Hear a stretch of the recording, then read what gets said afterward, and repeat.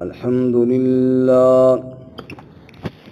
لله وكفى والصلاة والسلام على خاتم الرسل وسيد الأنبياء وعلى آله وأصحابه الأتقياء أما بعد فأعوذ بالله من الشيطان الرجيم بسم الله الرحمن الرحيم أم كنتم شهداء إذ حضر يعقوب الموت إذ قال لبنيه ما تعبدون من بعدي قالوا نعبد إلهك وإله آبائك إبراهيم وإسماعيل وإسحاق إلها واحدا ونحن له مسلمون تلك أمة قد خلت لها ما كسبت ولكم ما كسبتم ولا تسألون عما كانوا يعملون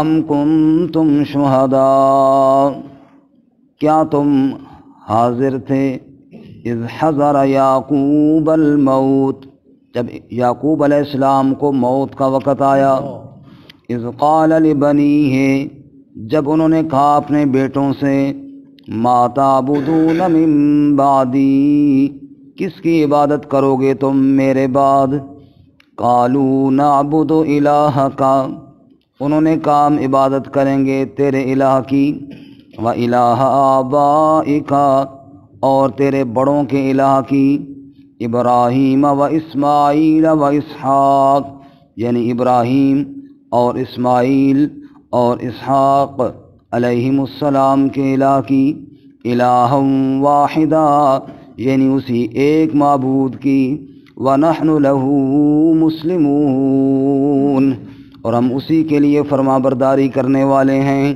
تِلْكَ أُمَّةٌ قَدْ خَلَتْ یہ ایک امت تھی جو یقیناً گزر گئی لَهَا مَا كَسَبَتْ اس کے لیے جو اس نے کمایا وَلَكُمْ مَا كَسَبْتُمْ اور تمہارے لیے جو تم نے کمایا وَلَا تُسْأَلُونَ عَمَّا كَانُوا يَعْمَلُونَ اور تم پوچھے نہ جاؤ گے ان اعمال کے بارے میں جو وہ کیا کرتے تھے سبحان ربک رب العزت عما یصفون وسلام علی المرسلین والحمد للہ رب العالمین اللهم صل على محمد وعلى آل محمد كما صليت على إبراهيم وعلى آل إبراهيم إنك حميد مجيد اللهم بارك على محمد وعلى آل محمد كما باركت على إبراهيم وعلى آل إبراهيم إنك حميد مجيد معزز سامعین سورۃ البقرہ کا 16واں رکوع آیت نمبر 133 اور 134 آپ کے سامنے تلاوت کی ہیں۔ اللہ رب العزت ان کے مطابق صحیح بیان کی توفیق عطا فرمائے اور ہمیں قرآن و سنت پر عمل کرنے کی توفیق عطا فرمائے۔ گزشتہ سبق میں آپ حضرات نے سنا کہ اللہ رب العزت نے فرمایا کہ ابراہیم علیہ السلام جس ملت کی دعوت دیتے گئے ہیں وہ یہی ملت توحید ہے جس کی طرف رسول اللہ صلی اللہ علیہ وسلم بلا رہے ہیں۔ اس لیے کوئی بیوقوفی ہوگا جو اس سے منہ موڑے گا، عقل مند آدمی انبیاء کی ملت کو نہیں چھوڑتا۔ اور رہی بات ابراہیم علیہ السلام کی، تو وہ تو اتنی عظیم ہستی تھی کہ اللہ کے سامنے فرما بردار ہو کر اپنے آپ کو چکا دیا اور اپنی اولاد کو بھی وصیت کرتے ہوئے گئے کہ یہی دین توحید، اسی پر کاربند رہنا اور موت سے پہلے سچے مسلمان بن جانا۔ یہودیوں نے اس کے جواب میں یہ بات کہی کہ ہم اس لیے یہودیت پر پختہ ہیں کہ حضرت یعقوب علیہ السلام نے اپنی اولاد کو موت کے وقت یہ نصیحت کی تھی کہ یہودیت والے دین پر پختہ ہو جاؤ، اور ہم اس لیے اس پر پختہ ہیں اور ہم اسلام کو قبول نہیں کر سکتے۔ اس کا جواب آج کے سبق میں دیا کہ جھوٹ کیوں بولتے ہو، تم کیا وہاں موجود تھے جب ان کی موت کا وقت آیا تھا؟ یقیناً تم تو وہاں موجود نہیں تھے۔ اگر تم کہتے ہو کہ ہم موجود تھے تو یہ سراسر جھوٹ ہے، تم تو پیدا ہی بعد میں ہوئی ہو، اور اگر تم نہیں موجود تھے تو میں اللہ تعالیٰ تمہیں بتاتا ہوں کہ انہوں نے موت کے وقت کیا کہا تھا۔ چنانچہ اللہ تعالیٰ نے آج کے سبق میں حضرت یعقوب علیہ السلام کی موت کے وقت جو اپنی اولاد کو وصیت تھی اس کو بیان فرمایا۔ انسان کو اپنی اولاد کی تربیت کے لیے ان کو نصیحتیں کرنا چاہیے۔ انبیاء علیہم الصلاۃ والتسلیمات کیا کرتے تھے۔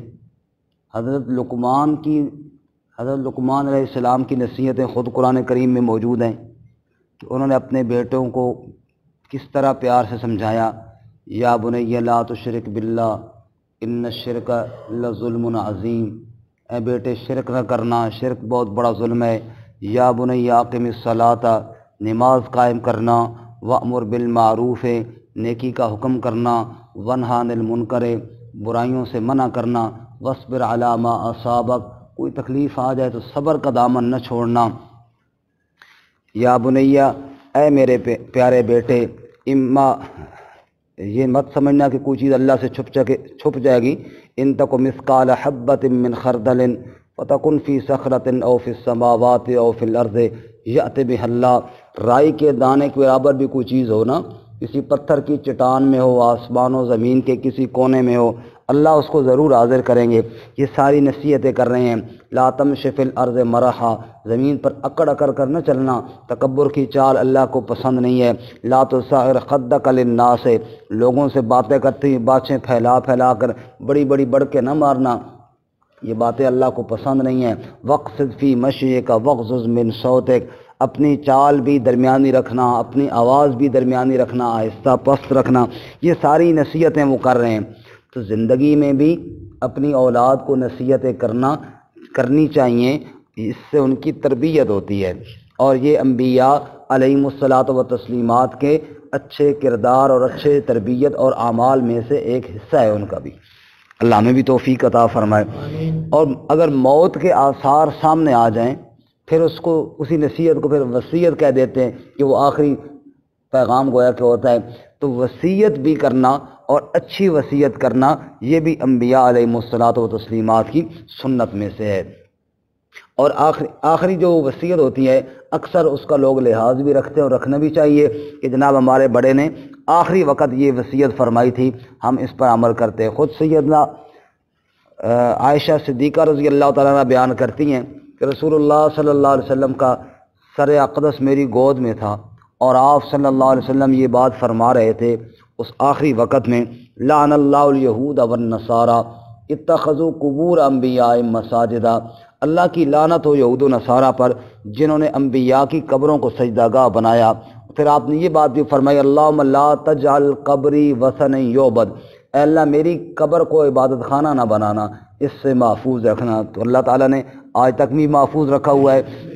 پھر آپ صلی اللہ علیہ وسلم نے یہ بھی فرمایا کہ الصلاۃ وما ملکت ایمانکم، نماز اور اپنے ماتحتوں اور غلاموں پہ رحم کرنا۔ تو یہ آخری جو وصیتیں ہیں، حالانکہ آپ صلی اللہ علیہ وسلم ساری زندگی یہی درس دیتے گئے، ساری زندگی شرک سے روکتے گئے، ساری زندگی نماز کی تلقین فرماتے گئے، ساری زندگی غلاموں اور غریبوں ماتحتوں پہ رحم کا درس دیتے گئے، لیکن آخر میں پھر یہ بات کہی، اور بالکل آخر میں فرمایا لا الہ الا اللہ ان للموت سکرات، اللہ کے علاوہ کوئی الہ نہیں ہے، موت کی بڑی تلخیاں ہوتی ہیں۔ یہ آپ نے لا الہ الا اللہ سے دعوت کو آغاز فرمایا تھا، آخر میں پھر وہ اسی بات کو دہرا کر گئے۔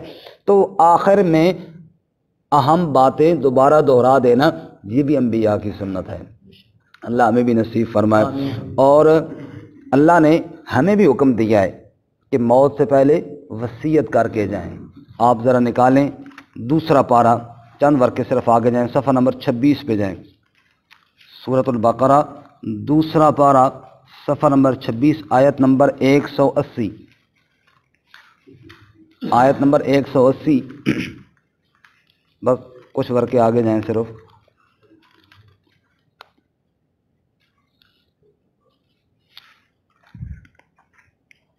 ارشاد فرماتے ہیں آیت نمبر 180 میں، کتب علیکم اذا حضر احدکم الموت، لازم کر دیا گیا تم پر جب حاضر ہو تم میں سے کسی کو موت، ان ترک خیرا، اگر اس نے مال چھوڑا ہے تو الوصیت، وصیت کر جائے، للوالدین والاقربین، والدین اور قریبیوں کے لیے، بالمعروف، دستور کے مطابق، یعنی شرعی دستور کی وصیت کر کے جائے کہ دیکھو میرے بعد میرے میراث کی تقسیم میں کوئی ناجائز عمل نہ کرنا، بلکہ جو شریعت نے دستور مقرر کیا ہے اس کے مطابق تقسیم کرنا.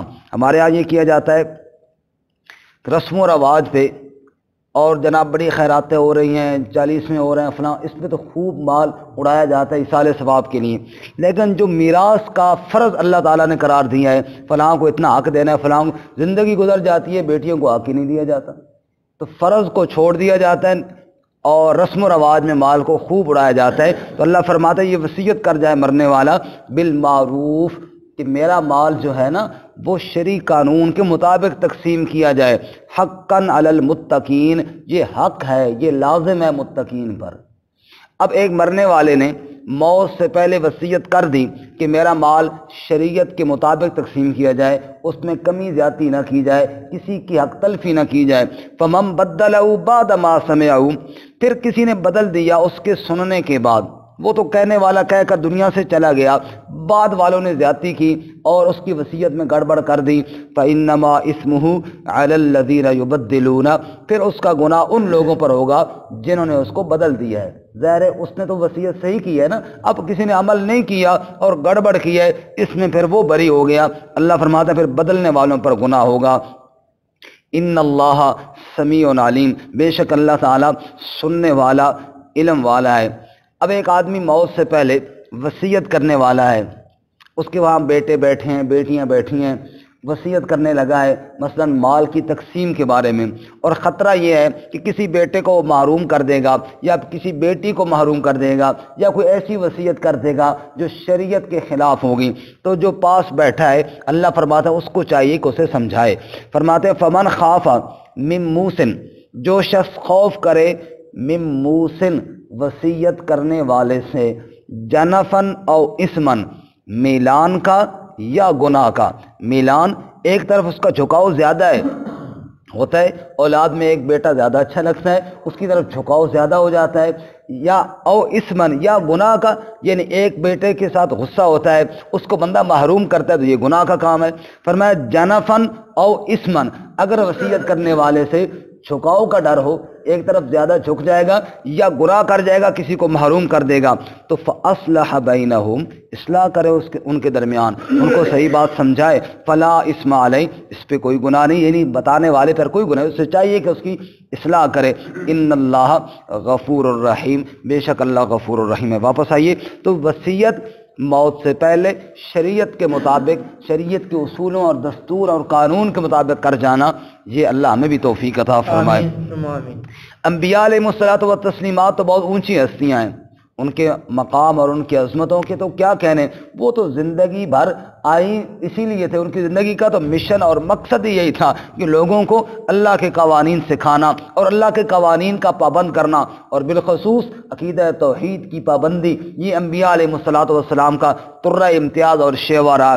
اب یہودیوں نے جب یہ کہنا شروع کیا کہ حضرت یعقوب علیہ الصلوۃ والسلام نے یہودیت کی دعوت دی تھی، اللہ نے جواب دیا ام کنتم شہداء، کیا تم وہاں موجود تھے، اذ حضر یعقوب الموت، جب یعقوب علیہ السلام کو موت آئی تو تم وہاں پاس موجود تھے؟ یقیناً تم نہیں تھے، تم تو پیدا ہی بعد میں ہوئی ہو. جب پیدا ہی بعد میں ہوئی ہو تو کیوں جھوٹ بولتے ہو، کیوں جھوٹ بولتے ہو اور کیوں الزام لگاتے ہو؟ آؤ میں اللہ تمہیں بتاؤں کہ اصل بات کیا ہوئی ہے. فرمایا اذ قال لبنیہ، اصل بات نہیں ہوئی ہے. حضرت سیدنا یعقوب علیہ الصلوۃ والسلام کی جب موت کا وقت قریب آیا تو انہوں نے اپنے اولاد کو جمع فرمایا، اور جمع فرما کر کیا کہا، ما تعبدون من بعدی، بتاؤ میرے بعد تم کس کی عبادت کرو گے؟ اللہ اکبر، سبحان اللہ۔ انبیاء کا جذبہ دیکھو اور اولاد کی فکر دیکھو اور اللہ تعالیٰ کی توحید کی محبت دیکھو انبیاء کے دل میں۔ آخری وقت ہے اور جائیداد اور مکانوں اور پیسہ اس بارے میں کوئی بات نہیں کی، کہنے لگے ما تعبدون من بعدی، یہ بتاؤ میرے بعد عبادت کس کی کرو گے؟ قالو، اولاد نے کہا نعبد الہک، ہم تیرے سچے معبود کی عبادت کریں گے، و الہ آبائک، اور ہم اس کی عبادت کریں گے جو تیرے بڑوں کا بھی الہ تھا، یعنی ابراہیم و اسماعیل و اسحاق، ابراہیم کی، اسماعیل اور اسحاق علیہم الصلاۃ والسلام کے معبود کی۔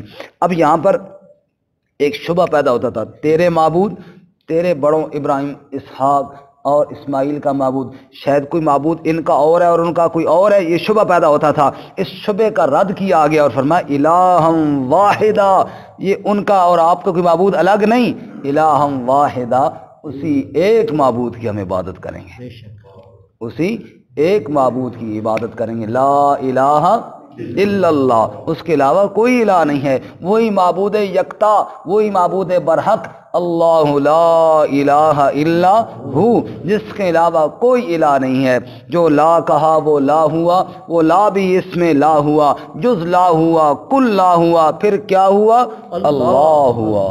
ہر ایک کی نفی کر کے ایک اللہ تعالیٰ کی عبادت ہم کریں گے اور کسی کی عبادت نہیں کریں گے۔ جیسے سیدنا ابراہیم خلیل اللہ نے فرمایا انی وجہت وجہی للذی فطر السماوات والارض حنیفا وما انا من المشرکین، میں نے اپنا چہرہ اس ذات کے سامنے جھکا دیا جو آسمانوں کا بھی بنانے والا، زمین کا بھی بنانے والا، میں نے جھکایا تو کیسا جھکایا؟ حنیفا، یکسو ہو کر جھکایا، ہر طرف سے کٹ کر جھکایا، وما انا من المشرکین، میں شرک کرنے والوں میں سے نہیں ہوں۔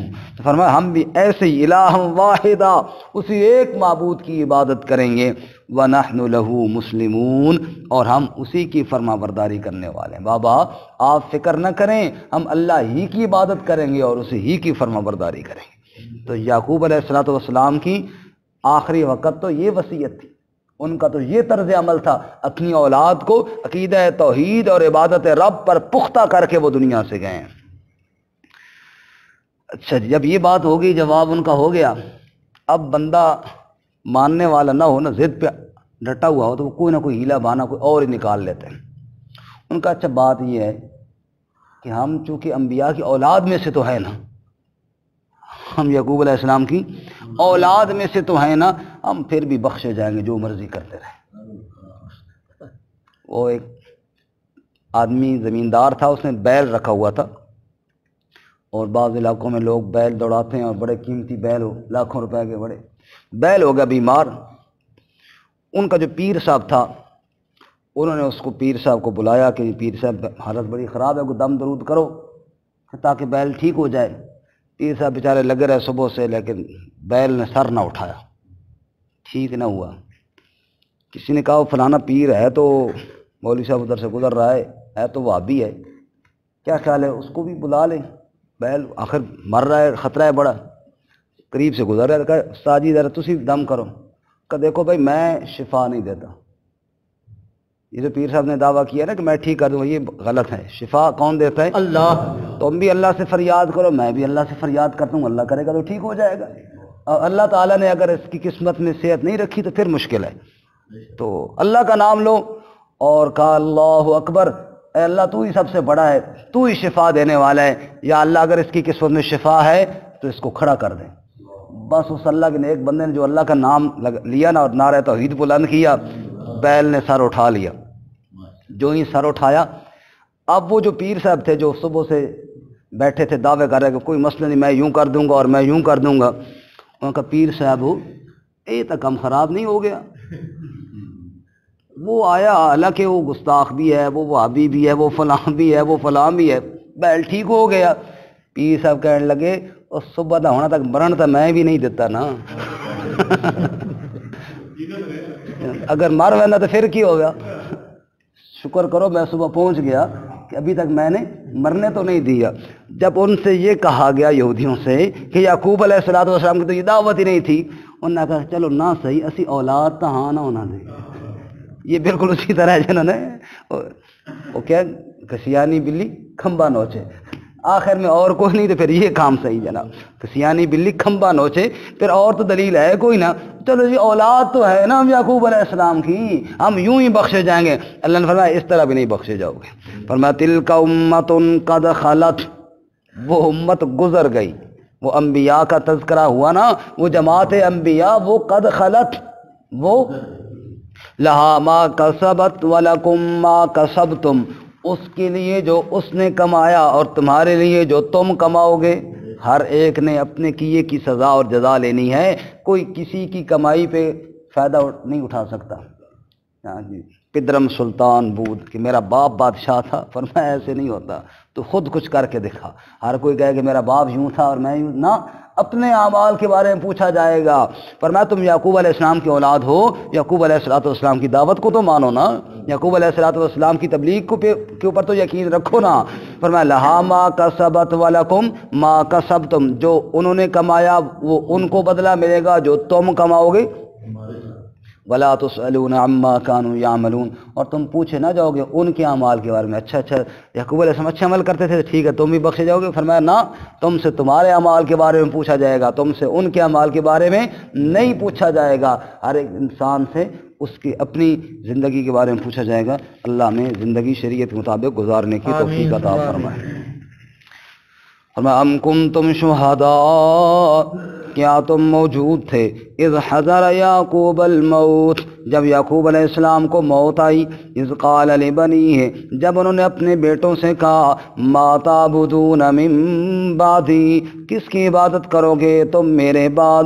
قالوا، تو انہوں نے کہا نعبد الہک و الہ آبائک، ہم عبادت کریں گے تیرے الہ کی اور تیرے بڑوں کے الہ کی، یعنی ابراہیم و اسماعیل و اسحاق، ابراہیم اور اسماعیل اور اسحاق علیہم السلام کے الہ کی، الہ واحدہ، اسی ایک الہ کی، وَنَحْنُ لَهُ مُسْلِمُونَ، اور ہم اسی کے لیے فرمانبرداری کرنے والے ہیں۔ تِلْكَ أُمَّةٌ قَدْ خَلَتْ، یہ ایک امت ہے جو یقیناً گزر گئی، لہا ما کسبت ولکم ما کسبتم، اس کے لیے جو اس نے کمایا اور تمہارے لیے جو تم نے کمایا، ولا تسألون عما كانوا يعملون، اور تم پوچھے نہ جاؤ گے ان اعمال کے بارے میں جو وہ کیا کرتے تھے۔